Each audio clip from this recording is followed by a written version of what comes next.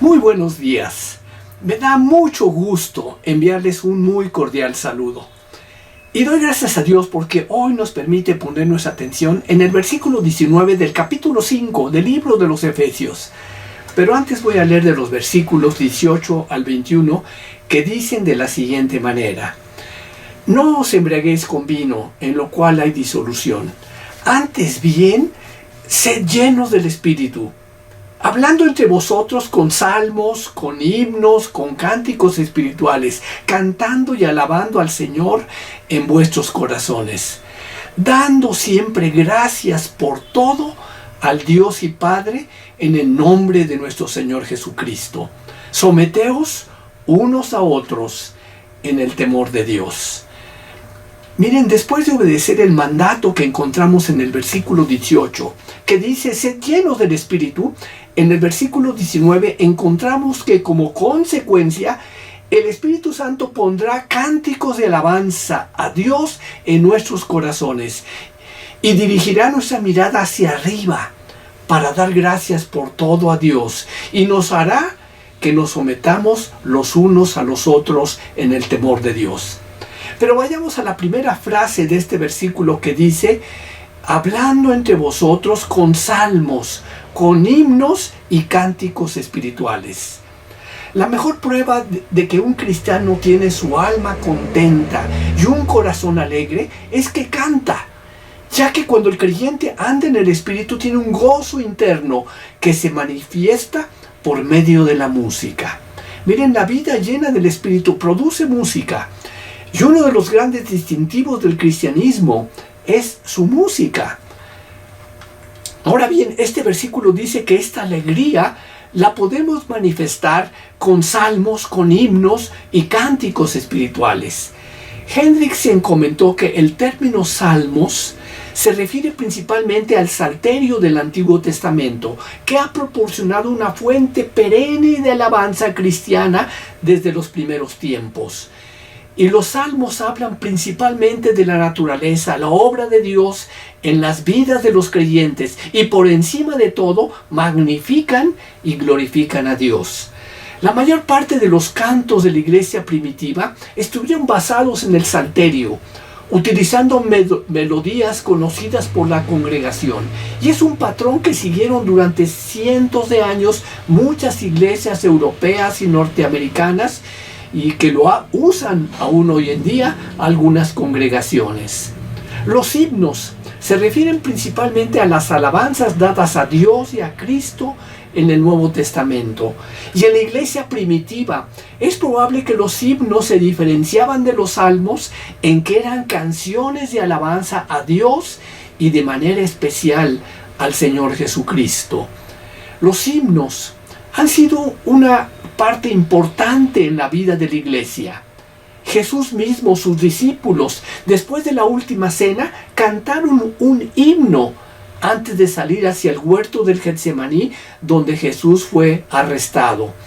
Miren, mientras Pablo y Silas estuvieron encarcelados en Filipos, Hechos 16:25 dice, pero a medianoche, orando Pablo y Silas, cantaban himnos a Dios, y los presos los oían. Y muchos eruditos bíblicos creen que algunos pasajes del Nuevo Testamento, tales como Colosenses 1:12, eran cantados como himnos en la iglesia primitiva. Miren, los himnos tuvieron un auge cuando la Biblia volvió al seno de la iglesia durante la Reforma del siglo XVI. Y tanto Martín Lutero como otros líderes de la Reforma están entre los más grandes escritores de himnos en la historia de la iglesia. Ahora, los cantos espirituales en aquel entonces, al igual que hoy en día, se referían principalmente a la música sagrada, tratando temas, no directamente con la alabanza a Dios o a Cristo, pero expresando verdades espirituales. Hoy en día en las iglesias se utilizan los tres tipos de cántico. Por ejemplo, mediante diferentes arreglos musicales cantamos muchos salmos. Entre ellos los más conocidos son el Salmo 23, el Salmo 84, el Salmo 150. En cuanto a los himnos, en todas las iglesias evangélicas se canta el himno de la Reforma, Castillo Fuerte, es nuestro Dios. Y en el himnario evangélico presbiteriano hay 706 himnos y 530 en el himnario bautista. Y como cánticos espirituales hay muchos más. Y algunos que puedo mencionar son: alabaré, alabaré, amémonos de corazón, he decidido seguir a Cristo, unidos, unidos. Miren, John MacArthur señala que estos tres tipos de alabanza son diferentes tipos de expresiones musicales para alabar al Señor. F. Bruce escribió que tenemos evidencia histórica sobre la forma en que los primeros cristianos hablaban entre sí con salmos, con himnos y cánticos espirituales. Por ejemplo, a Plinio, el gobernador romano de Bitinia, en el año 112 después de Cristo, se le informó cómo los cristianos de su provincia tenían por costumbre reunirse un día determinado antes del amanecer y recitar un himno antifonal a Cristo como Dios. Hacia finales del mismo siglo, Tertuliano, escribiendo en el norte de África, describe la fiesta de amor cristiano en que cada uno era invitado a cantar a Dios en presencia de los demás, utilizando textos de las Sagradas Escrituras o lo que salía de su propio corazón. Y la segunda frase de este versículo, vayamos a la segunda frase, dice: cantando y alabando al Señor en vuestros corazones. Y en esta frase encontramos dos cosas. Es posible que estos verbos se refieren a música vocal e instrumental. Y aquí dice que el canto no es entre vosotros, sino aquí dice cantando al Señor. El Salmo 96, 1 y 2 dice: cantad a Jehová cántico nuevo, cantad a Jehová toda la tierra, cantad a Jehová, bendecid su nombre, anunciad de día en día su salvación. Y aunque ciertamente la adoración puede ser personal, silenciosa y gozosa, los cristianos llenos del Espíritu Santo, con mucho gozo en sus corazones, lo hacen en público, celebrando los hechos poderosos de Dios.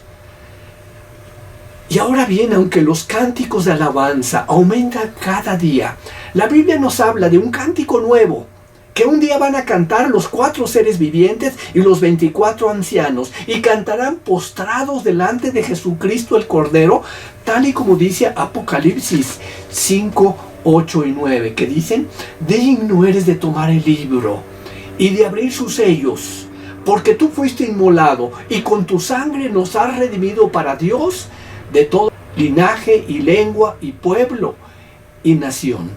Y si se fijan bien, es un dulce cántico que exalta a Cristo, que habla de su sacrificio y que habla de nuestra redención.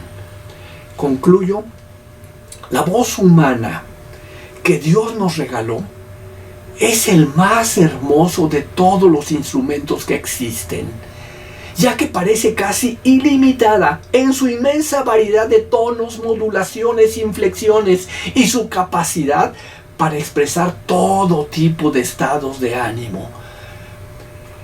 Pero el sonido de la voz que Dios está buscando en sus hijos es el sonido producido por un corazón lleno del Espíritu, sin importar si se trata de una voz perfecta o profesional.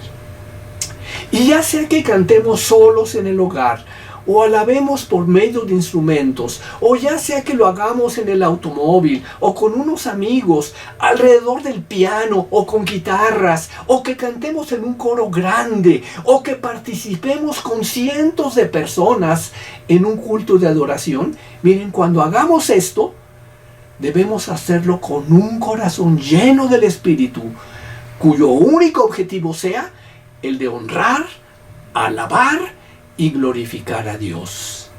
Miren ustedes, Juan Sebastián Bach, uno de los músicos más grandes de todos los tiempos, dijo: la finalidad de toda la música es la gloria de Dios.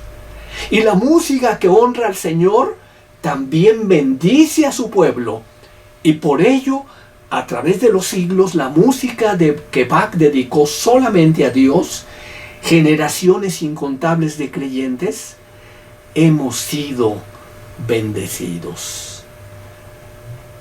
termino repitiendo el versículo 19 en el que pusimos nuestra atención el día de hoy, que dice: hablando entre vosotros con salmos, con himnos y cánticos espirituales, cantando y alabando al Señor en vuestros corazones. Amén.